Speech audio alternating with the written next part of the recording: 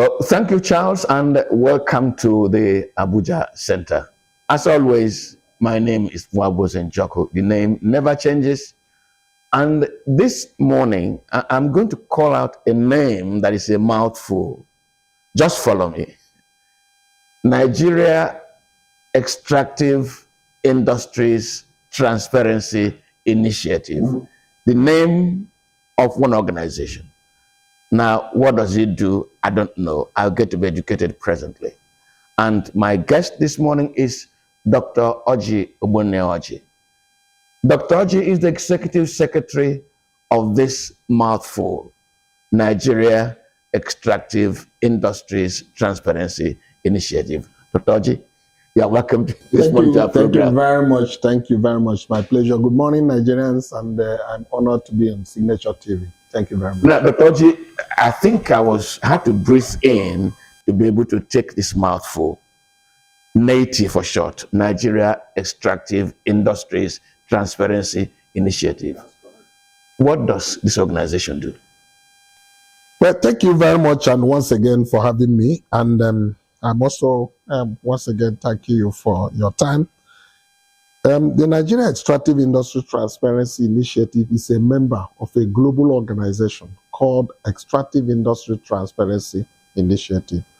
So all we added was Nigeria, EITI. In Ghana is Ghana Extractive Industry Transparency Initiative. In Britain is British Extractive Industry. You add the name of the country. This organization was formed in 2003, and Nigeria joined the same year, but we began to implement its principles in 2004 and became a federal agency that same 2004. It was part of the overall reform program of the then Obasanjo administration under the National Economic Empowerment Strategy economic program being driven by that administration. So NITI was set up, and the law backing up the establishment was enacted in 2007, and we became the first country to also support that implementation with a law. Now, what do? The whole idea of EITI, Extractive Industry Transparency Initiative, came about as a result of a study conducted by the World Bank that saw that countries that are blessed with natural resources always find majority of their citizens in poverty, misery, despondency, hopelessness, hunger, and disease. And then most of those countries are also prone to wars and conflicts and insecurity. Most of the symptoms at that time that were very prevalent in Nigeria. And then most of these countries are also countries that emerged from one form of colonialism or the other and are unable to harness properly and manage transparently the resources that God has endowed them. So most of their citizens wallow in poverty, while the very few elites enjoy the benefits of those natural resources.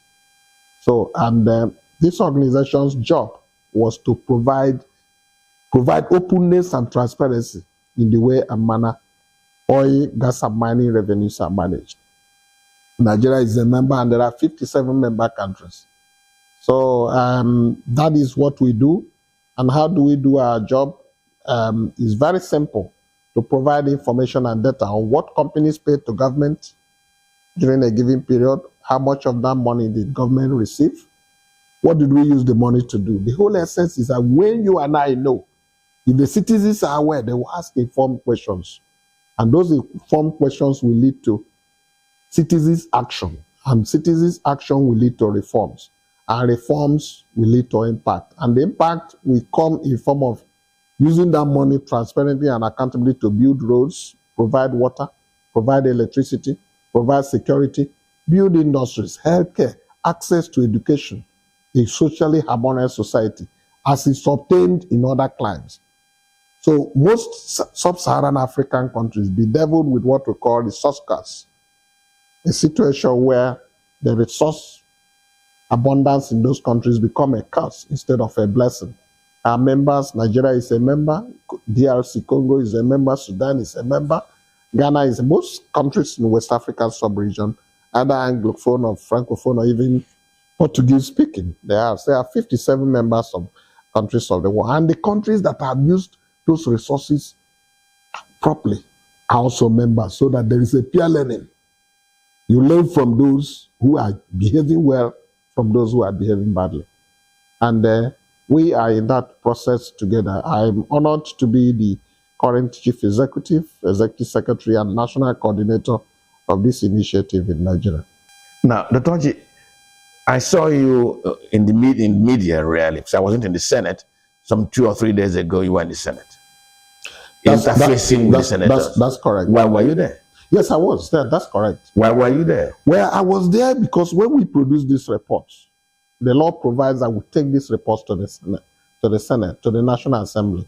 It is the job of the National Assembly to interrogate the contents of that report, and on the basis of their legitimate legislative action of monitoring and oversight, they should use the contents of that report, ask informed questions, and elicit explanation, and then use it now to cause change to happen, to implement the recommendations of that report. After hearing from us, we expect that they will invite all those mentioned in the report for public hearing, and then cause them to ensure that our recommendations are implemented. That's why I was there. They wanted to understand the content and the highlights of the last report we published in 2023.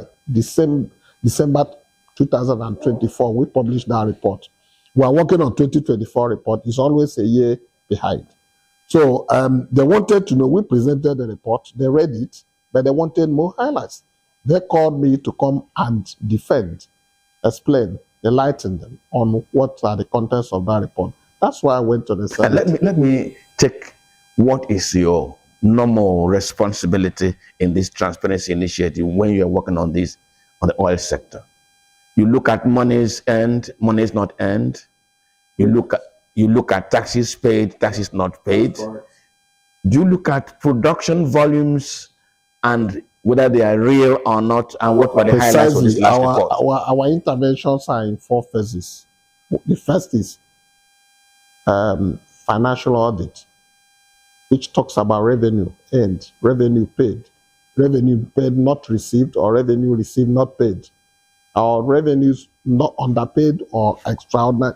All those issues of revenue and are looked at with the benchmark of what the financial regime of the sector says.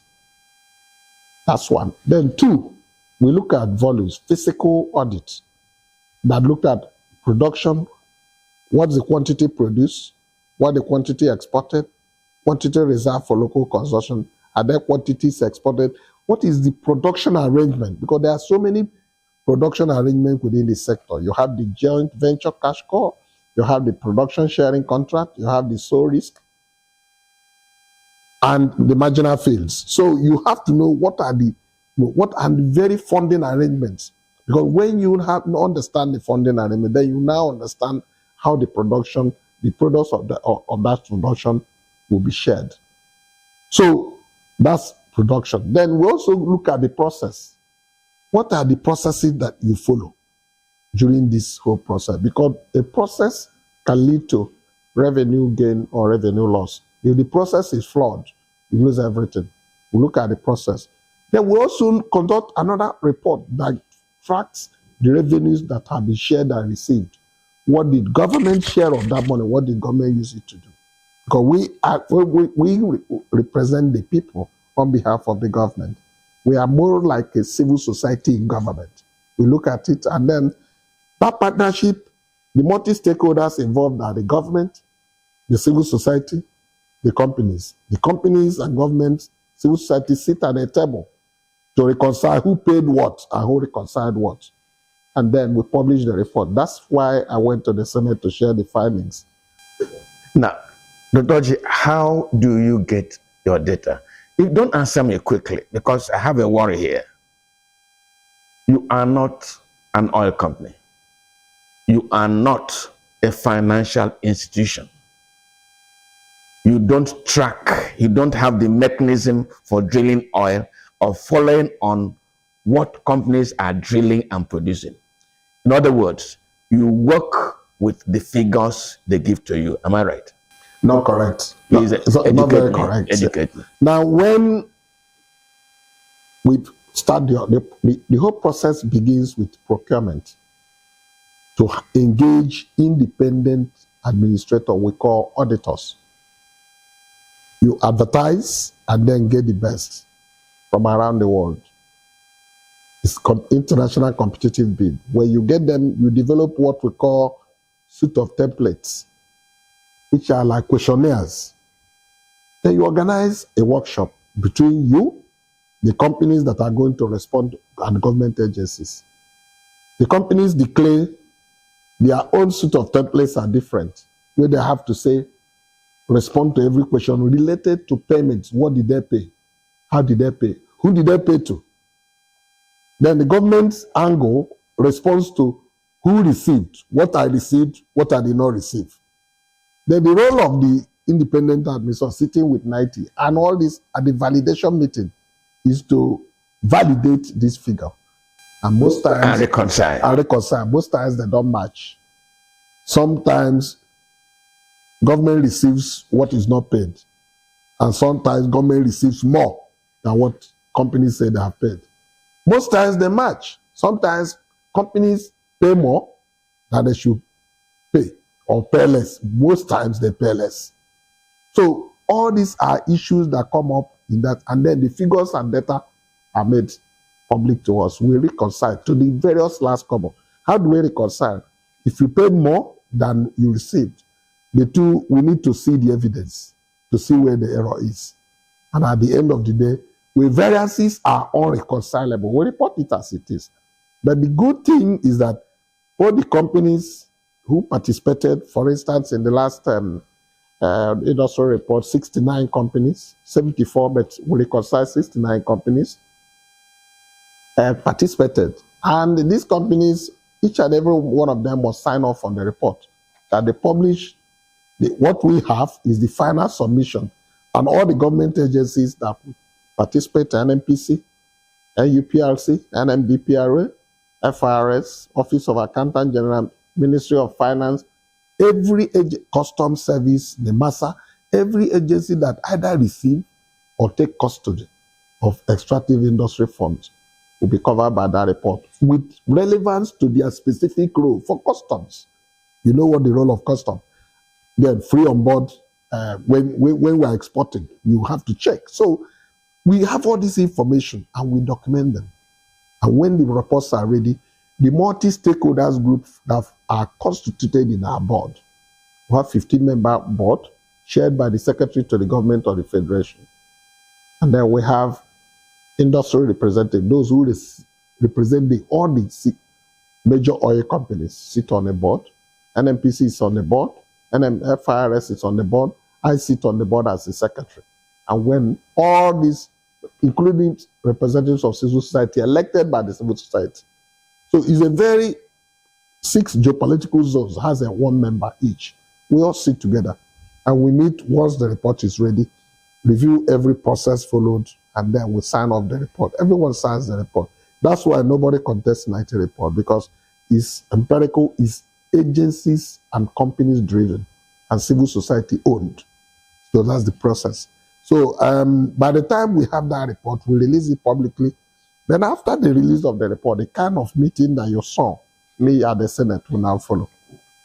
Now, specifically, do the oil industries, the oil companies drilling, producing oil, do they sign off this? The oil companies? Do they sign off this? Yeah, your they report? do. Yes, they have what we call, we deal with them on the platform of OPTS, Oil Producing Trade Section of the Lagos Chamber of Commerce. All the major oil companies are members. So it's this OPTS that says they are represented. When we get the report, we take it to OPTS. OPTS is now their meeting where they will sit and look at what the report Now, says. because let me tell you why I asked this question. Yeah. In other words, if I come to NATE, I can get figures on Nigeria's oil production. Brilliant. Yeah, of course. Yes, you can. Now, why is it within our own industry in the media that you cannot put your fingers on the volume of oil Nigeria produces? Well, neither here nor there. in the sense of when you ask me what was produced, you understand, on the basis of facts that are supplied by companies and verified by government agencies and validated by NETI, I'll give you. But if you are now talking of production, you are talking of production from the wellheads that contains oil, gas, impurities, and everything. So measurement of what was produced from the well station to the flow station to the terminal is still a different ballgame, complete ballgame. And don't forget, I've told you of the various funding arrangement that what we are referring will be probably the total production. Final figure. Yeah, we're also part of that debate that we needed to be very empirically sure of total production. I do agree that it's neither here nor there. We cannot say to be fully empirical in terms of when you are looking at total. But when you are looking at valid information provided for us, we are correct. But we still have a chance. We are still part of those saying that Nigeria needs to have a mechanism to measure accurately. To measure, don't forget that companies are here for business. They are not here for it. They are businessmen. They are professionals. They're not on charity. Yes, they're not on charity. So if you are now depending on them to declare, yes, we trust that they will declare accurately. But is there any independent technology by Nigeria to measure what it produces? That's where NETI has recommended that there should be a metering technology introduced, more than what the companies are using. The companies are using that, but is there any way our own system can interrogate what they are using? We don't have, and we need to have. So that's the point. That's where I partially agree with you that there is still some level of doubt in the minds of Nigerians that we may not be sure exactly what to produce. But on the total declared production, which is basis of our report, we are correct. But are we sure that what is being declared as produced is exactly what was produced? I'm not quite sure that we can vouch for that because we still lack that technology to measure accurately what we produce. NUPLC is working on it because we recommended. NNPC is working on it. We recommended. But we need to get to a level where what we saw in Saudi Arabia. I went there and I went to Saudi Aramco. At their control room, you can track to last pint what oil is produced and where it is heading to the point of discharge. Then they have that figure. We don't have that technology yet. And so it is in other countries. And then look at, like you're also saying, look at the challenges of oil theft. I was coming there. And so the leakages are not also properly accounted. So when you ask me if that represents the total production, honestly, it's difficult to say yes. Now, in this report, really, I was coming to that issue. Does that report take account of oil theft? Oh, yes. And what recommendations is NETI making to tackle that challenge? We have our recommendations, and I'll be able to offer you a copy of this report. It's also available on our website. One of the recommendations we made for tackling oil theft, the one you can know, is the first of all is to address the concerns of the host communities. The host communities don't believe they are stealing. They think we are the ones actually stealing from them. They say the oil is in their ancestral land, and they are taking what belongs to them. So who is stealing from who? That's their mentality. And they say, okay, if you don't want us to be seen to be stealing, provide us roads, give us water, give us access to health, access to education, make our host communities look like Abuja. Then you won't see any of it. Give our children a job. Transform this environment, because when you go to those host communities, they're in very pitiable condition. So you don't even have the moral justification to be asking them what is wrong with what they are doing, because the whole environment is messed up. They said most of them live in post-fallow, and the host communities are in their need of help. So to address this issue, let the host communities feel part of the impact of the resources that are within their vicinity. So that they can, when they are part owner, when they are feeling the impact positively, access to road, water, electricity, employment, they won't tamper with the oil. And then, like I went to a city in Stavanger called Stavanger in Norway. That's the oil city in Norway, 2.5 hours from Oslo by air. To get to that city, which should be like our own oil city like Port Harcourt, there's nobody in that city that will be looking to steal anything because the city is transformed. Everything is automated, well developed, more than any other part of Norway. So, and you go to Qatar, you go to Bahrain, you go to Malta, or you go to the Kingdom of Kuwait or UAE. You see where the people feel the resources of their impact. And that's why crime is low in those areas, because oil theft is a crime, it's criminal activity. But when there is a lot of poverty, inadequacy, misery and suffering, people are bound to begin to do things that challenge normal sense of morality. So one area is to address the concerns of host communities. The other area is also which I recommended, I spoke to the Senate, because I served in the Presidential Committee on Oil Theft, set up by the last administration. And we did a very, very constructive report, which we presented to the government. The current National Security Advisor is doing a lot. We have seen it in our report. I'm not praising him because it's reflecting in our report, because the report we did shows that oil theft has dropped by 73%. It's in that report. So, and we're imagining that this didn't just happen without some. I think there's more collaboration now between the security agencies, and there's a policy, a kind of political will to really deal with the problem. So you need to have that political will to deal with the problem, address the concerns of host communities. Then the oil workers that are laid off anyhow, casualized, should stop.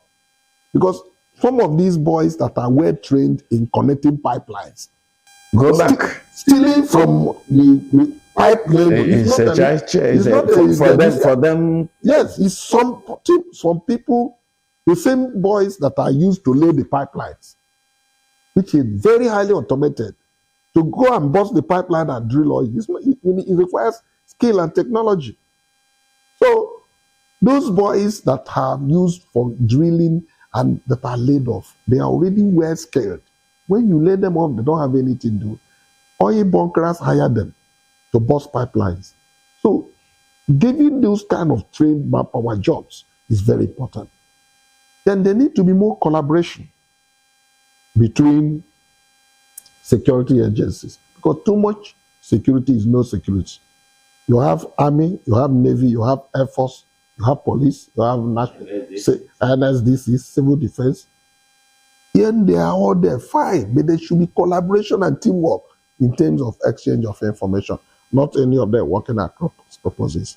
But more importantly, is to address the concerns of both host communities. I can't repeat that enough, because if the host communities take ownership of what is on there, they will help to protect those environments. And Dr. Orji, I want to believe that these recommendations are contained in the report. Yeah, they are. I also want to believe that the Senate now has copies of these recommendations and you have interfaced with them.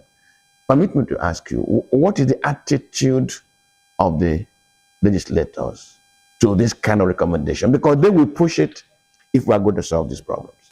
I must commend the chairman, House Senate Committee on Public Accounts for first of all initiating the interaction I had with them in the Senate a few years past. Because they invited us, they studied the report, and they asked very informed, and all members of that committee. But the next is on implementation. And now that they have heard from me and from Naiti, they have read the report, they are now considering a public hearing. And that public hearing will require bringing together the government, the stakeholders in the industry, including the civil society, including the companies and themselves, to bring out those issues we have recommended. It's my belief that after that very introduction, some action will be taken, because implementation of our report will go a long way. Let me just, you and I, let's look at it together. Yeah. Who should take responsibility for addressing the concerns and needs of these host communities? Is it not the government? Must it be the companies that are doing business? It's multi-stakeholders driven. Everybody has a role, including the host communities themselves. Because if you listen to government and government tells you the efforts they have made, then you begin to wonder, were those opportunities created by government were utilized? In the Niger Delta, there's NDDC, Niger Delta Development Commission, there's Ministry of Niger Delta. There is also amnesty program. The PIA has provided for host community fund there. Now, if these efforts are channeled and properly managed transparently, most of those concerns would have been well addressed. But your guess is as good as mine. Whether those, so that's the rule. Government will tell you this is what we have done. Now, the host communities themselves, their leaders that interface with these agencies, are they accountable to their own people? Because host communities are led by people. Do they get what the opportunities that come, do they maximize them? That's another area. Then on the part of government, when you set up an institution, you also have a responsibility to also make sure those institutions deliver on their mandate.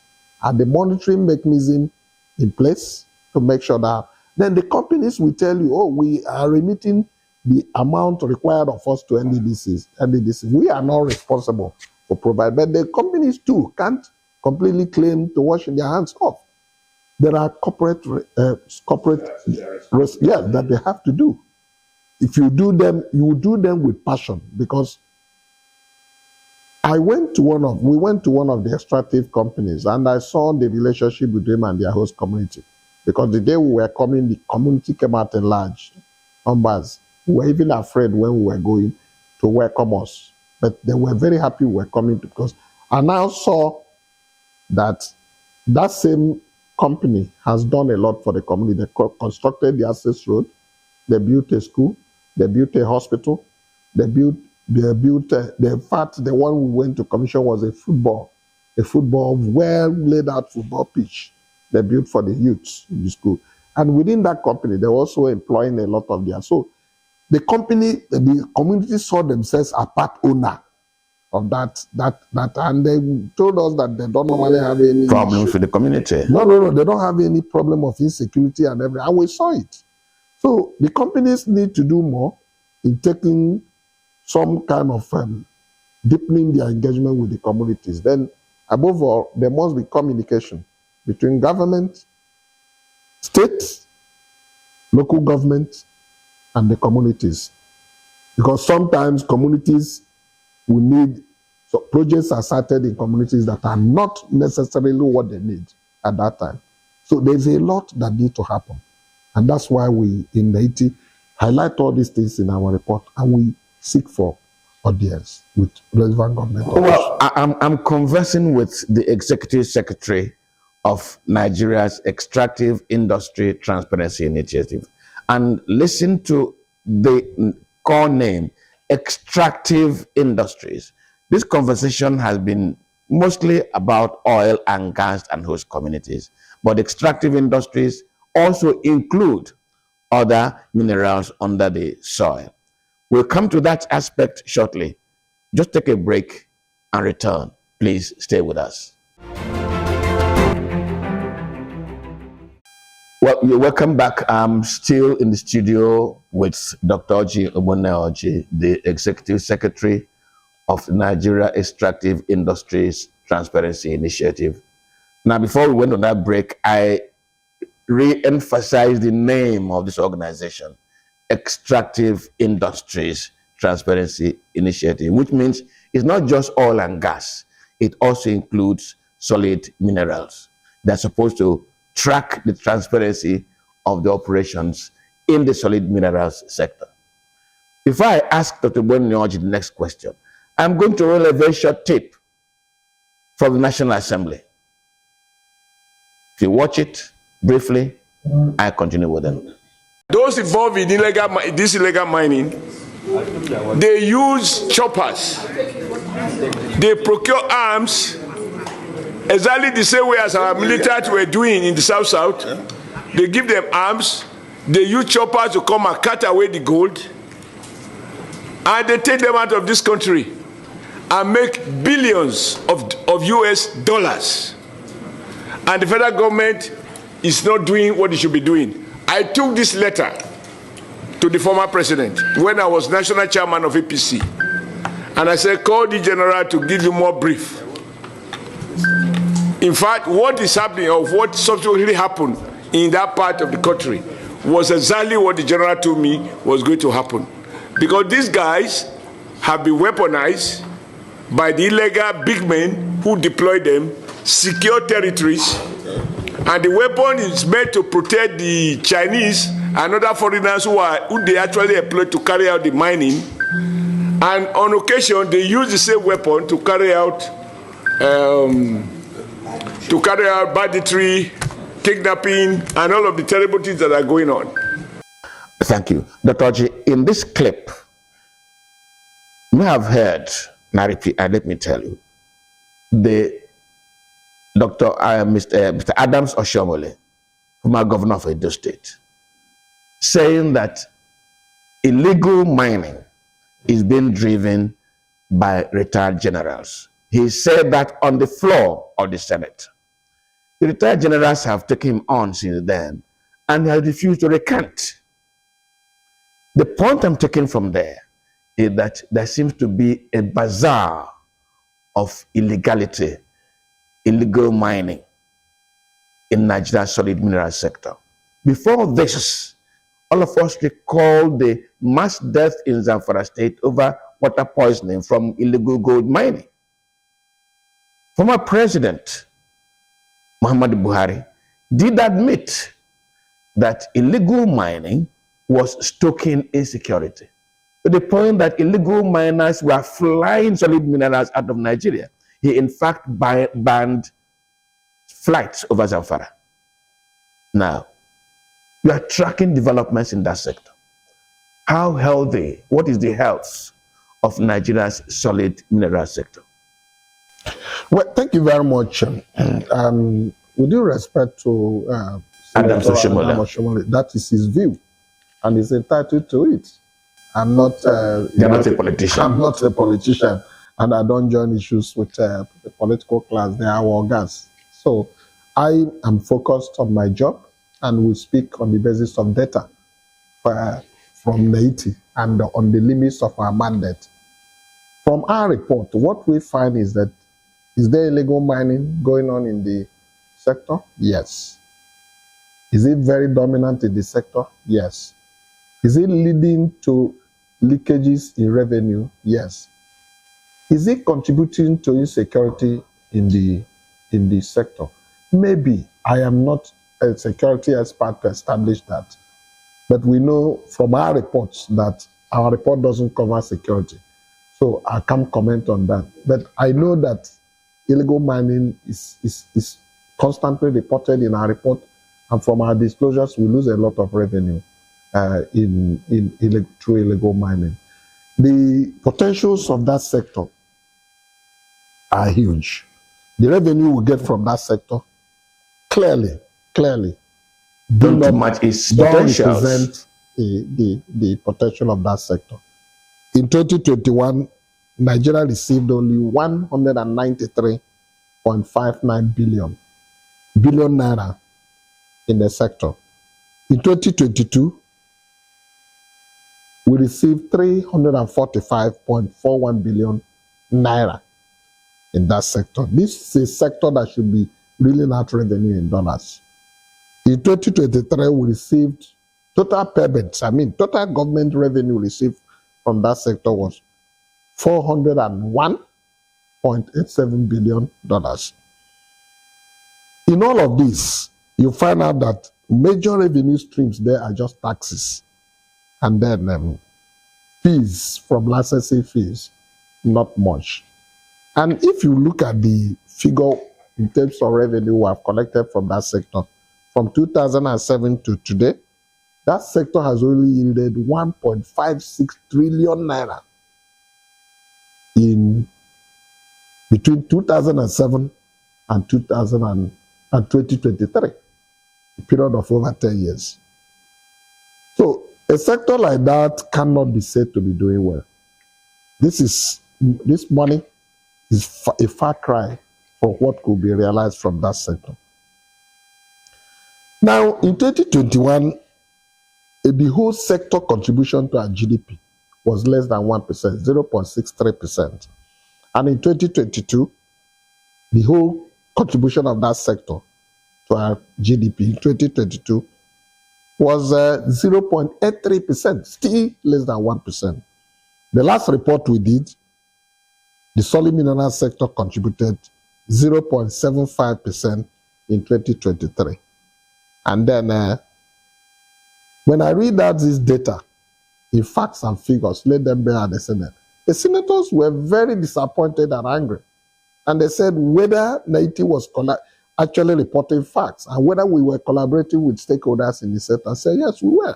They said, no, the activities they see in the sector do not match these figures. I said, I agree. But those activities, is there any way to see that the activities represent money that goes into government coffers? There can be activity, but those activities, are they accounted for? That's where I agree with you. There's illegal mining. But who is perpetrating it and who is responsible?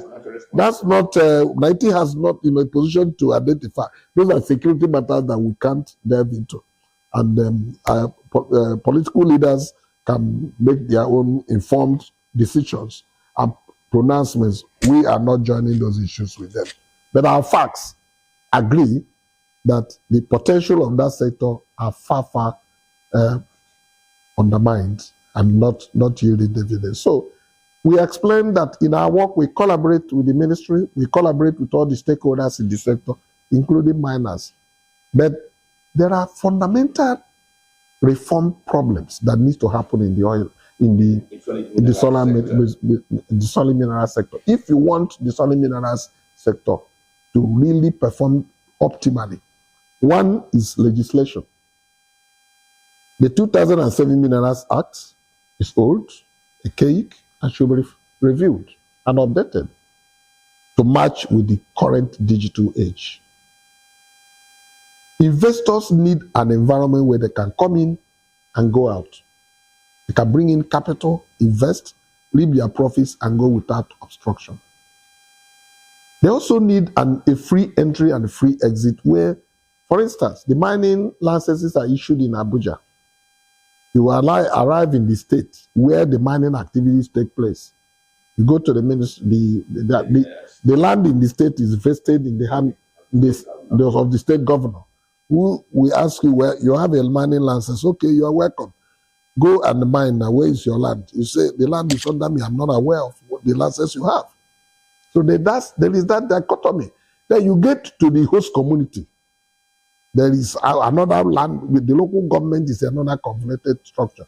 How do we harmonize this law in such a way that states, local government, and federal all have a stake in the whole process?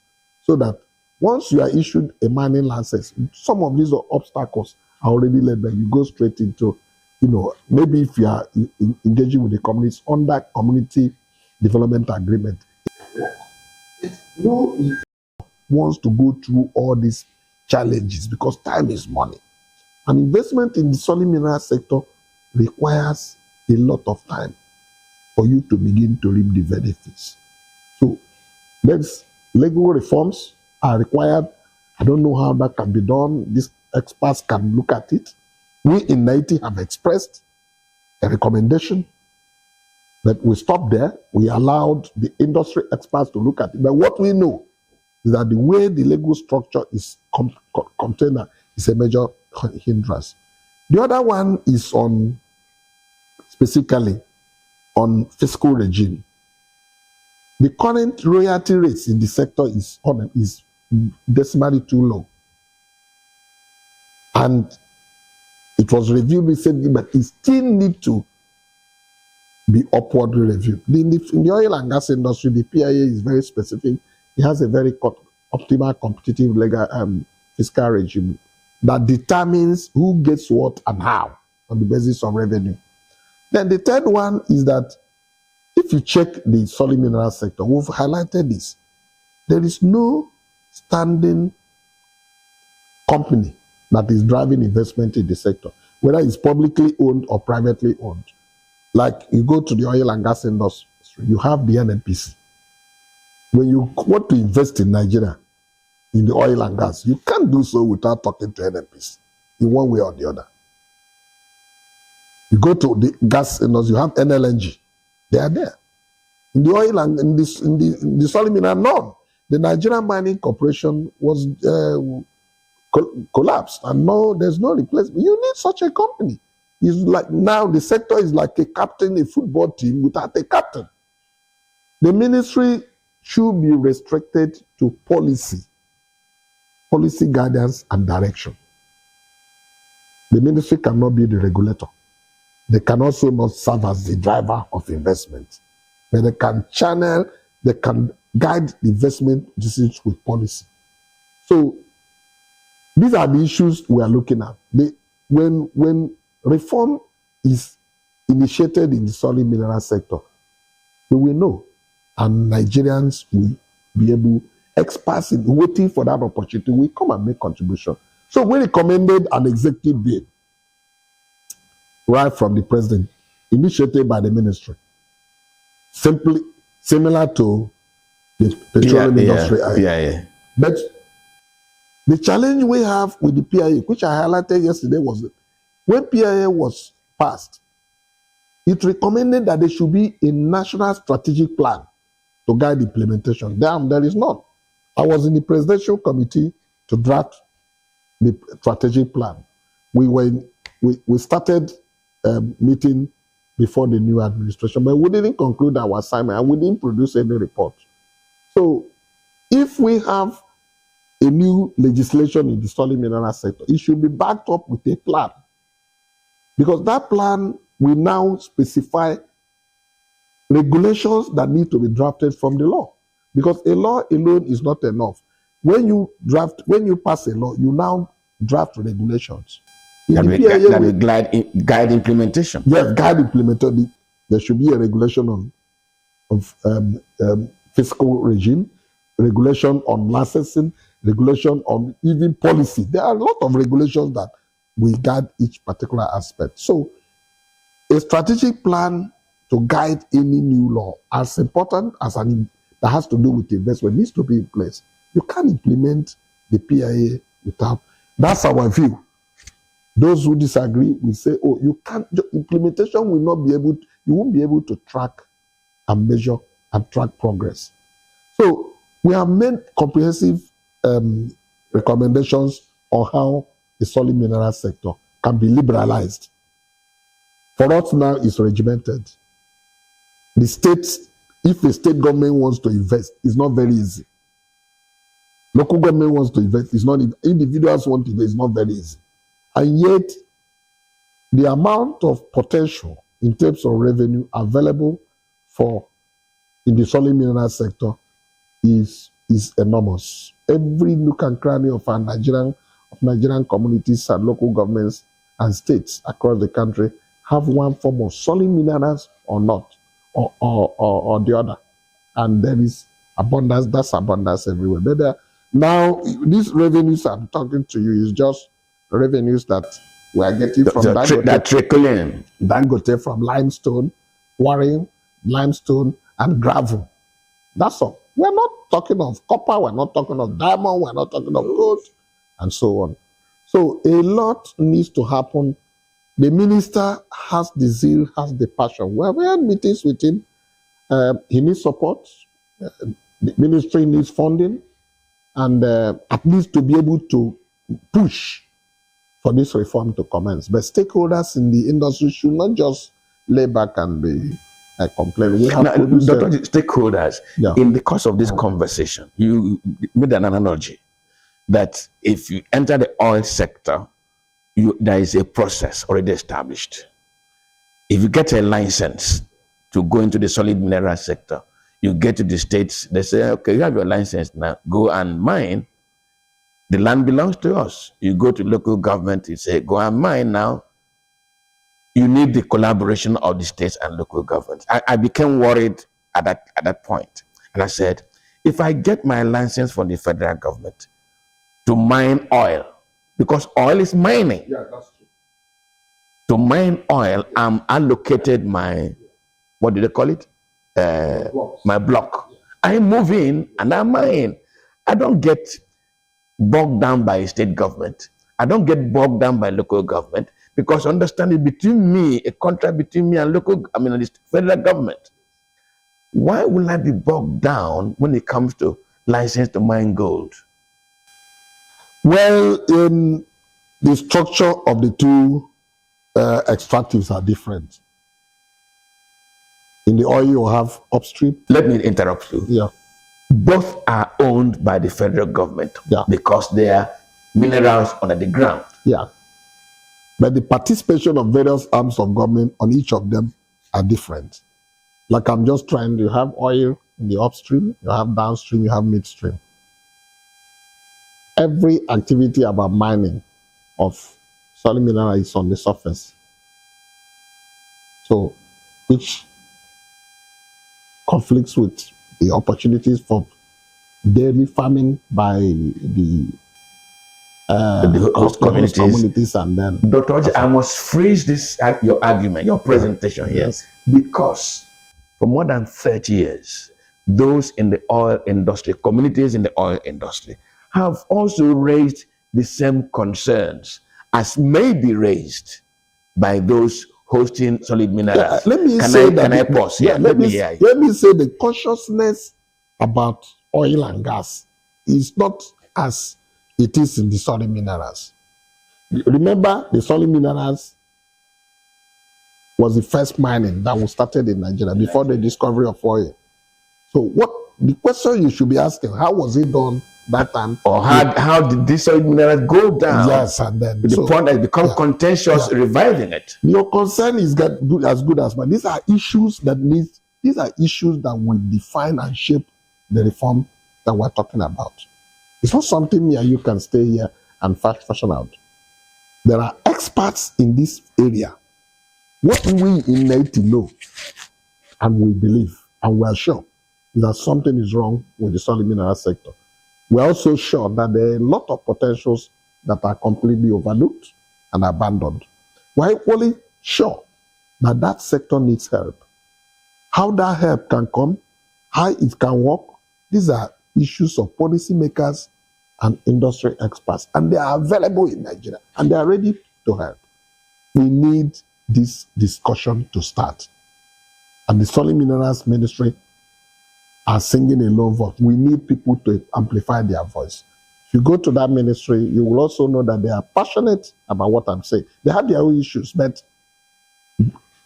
dealing with them over the years as we have done, I mean, they need support. Okay, Dr. Orji, let us give them support this morning. At the opening of this conversation, you said the activities of NAITI will help transparency, will help make sure that monies that are earned go to where they ought to go, and people benefit from the resources of their nations. You gave me a lot of examples of poverty, insecurity, poor health, even amidst the financial plenty that ought to be coming from all these minerals, the Nigerian experience. How well have the activities of NAITI been helping to drive the lower Nigerian persons benefiting from the quantum of resources, financial resources accruing from our mineral sector? Thank you very much. Our impacts are both qualitative and quantitative, and some are also imaginary. You see it, but you can hardly. It takes time to feel it. Let me start with when we started. By the time we started, 19 started in 2004, hardly would you be discussing issue of oil and gas line because the whole industry was opaque. People didn't know who was doing what in the industry, no information. The few people that had that information put it to themselves to their chest, and oil was an elephant. That oil and gas, even believing that working there is an opportunity. A lot of people, including at our age, may not have seen crude oil that unrefined. What you see is PMS, a raw crude oil. Many Nigerians have not seen them. So it is to the extent that information in that sector was hidden. But today, through the work of NATI, information on oil and gas industry is everywhere and data. You visit our website. So if you just write NATI on your phone, you will see our website. It will pop up immediately. And then you now see the amount of information we have provided. It is because of that information that people have now used that information to be promoting public debate ahead, including the media, like what we are discussing now. Now we know how much we earned from oil in 2021, $23.04 million Nigeria earned before such information is hidden. We know that every Nigerian can know that we earned $35.78 billion in oil and gas last year in 2022, 2021, 23.04 billion, and 2023, 30.86 billion, and so on and so forth. We can also give you figure on what transpired in the sector between 2014 and 2023, who earned what, and who is. We can also tell you how much quantity of crude that were produced. In fact, we have figure of how much we have earned from oil from 1999 to date. As such today, between 1999, when we embraced democracy and Nigeria joined EITI, $831.14 billion represent the total amount of money And from oil sector. Oil and gas sector. That is, with this data, you can ask question. What did you use the money for? You can ask a informed question, and through that discussion, change and reforms can happen. That's why I tell you that some of our impacts are in the area of making data and information available, which is very, very important for citizens' engagement, education, and civic engagement. The second thing we can know is that we talked about petroleum industry bill. It was NATI's report that raised the alarm that the only law in the sector was the Petroleum Act of 1959, enacted 1 year before Nigerian independence. NATI raised the alarm in our report that we need a new law that is current and dynamic. Although the PIA lasted 18 years in the National Assembly, they will now have a law. The credit of raising that issue is that of NATI. NATI, you saw us in the National Assembly. There are so many MOUs and agreements that oil companies entered into with our governments and various agencies that sometimes we forget to renew them. We forget to update them. All of those, we track them, and all of them are up to date. There are also revenues we have recovered through our reports. Last report we published, we announced that $6.01 billion were outstanding to be paid by companies in terms of taxes, various taxes, and these revenues we have written to FIRS to go and collect them. NUPRC, the regulator, are also the ones to collect rents, collect royalty. We have also identified their portion of that money, in addition to another 66 billion naira. These are impacts, revenue generation, domestic resource mobilization. We have also told you of how NATI's reports informs investment decisions. When people abroad, all over the world, when you sleep in a hotel, if you want to make a good hotel, you go online and see their rating. Most of these things don't matter much in Nigeria. That's why people try to improve efficiency. You go and see how the hotel, the comments of those. When people want to come to make investment, they're unknown to our people. They go to 90 website. They go to NRG, Natural Resource Governance Index. First of all, they find out if your country is a member of Global EITI. If it is, what is the report of the local EITI saying about the sector to make investment report? In our last validation, which is the global assessment, we scored 72 over 100, recording highest on credibility of data. Those are credits that. So the 90 report, as the chief executive of Signature TV remarked when we were discussing with him during the courtesy call to my organization, he was asking how we were able to manage our relationship with government, the civil society, and then the industry, and then we still have our. It's because of the credibility of data. When we present facts to government, they don't argue with us. They work with it. They are happy. You don't go to government without your facts. We present facts in forms of advice. Government listens. So government makes use of our report for informed decision and national.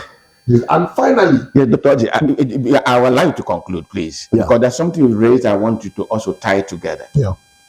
These unpaid taxes, unpaid revenues you've identified in your reports, how do you make sure that indeed those agencies recover those monies? No, we work with them. It's in their interest to recover them. We work with them because when they collect the money, they collect percentage of collection. We collect nothing. You understand? They are entitled to 4% allowed by them by law to collect. We're entitled to nothing. So we're working with them. The FIRS is a member of our board. NNPC is a member of our board. So they will work with them. We are closely working together. We disagree and agree. When our facts are laid bare, we ask them dispute the facts. If they are not, then put us right. Most times we agree. If we are, before our reports are published, we do a lot of exchange of information to make sure that the facts are correct. So we need their cooperation. We work together. We work together. They are working on it, and they may not be as fast as we expect, but they are our partners. And seeing the oil companies sign off to this, they're also willing to pay. Yes. When I'm owing you and you are not asking me to pay, what should I be what's my interest in trying to pay you? You should come to ask for your money. If you don't, I invest the money somewhere. When you are ready, I could even pay you for the profit I've made. But so if you sleep on your right, there's nothing I can do. If the debtor has the responsibility to hold the money, as long as the creditor is not interested to collect his money. But if you are owing me and I give you sleepless night, you pay me and you have your peace. So, and then there should also be the sanction component of it, because in other jurisdictions, you don't. If you owe tax, it's a big offense. So, tied to the impact, we also exchange regular information with anti-corruption agencies and relevant security agencies to track money laundering through illegal mining, to track terrorism financing, to track. There are so many information and data that we share, and so the impact of our organization is huge, very huge. Huge, very huge, and this conversation has been huge, very huge. I hope that you followed us all through our conversation this morning. I've been speaking with Dr. Ogbonnaya, the Executive Secretary of Nigeria Extractive Industries Transparency Initiative. I think it's in our collective interest to follow their activities, really, because there's so much I've learned this morning, and I hope you have also benefited. On your behalf, let me thank Dr. Orji for coming to the program. Thank you so much. Thank you very much for the opportunity, and I thank the management and the team of Signature TV for the opportunity. Thank you very much, and my name is Mwaboz Njoku. Good morning.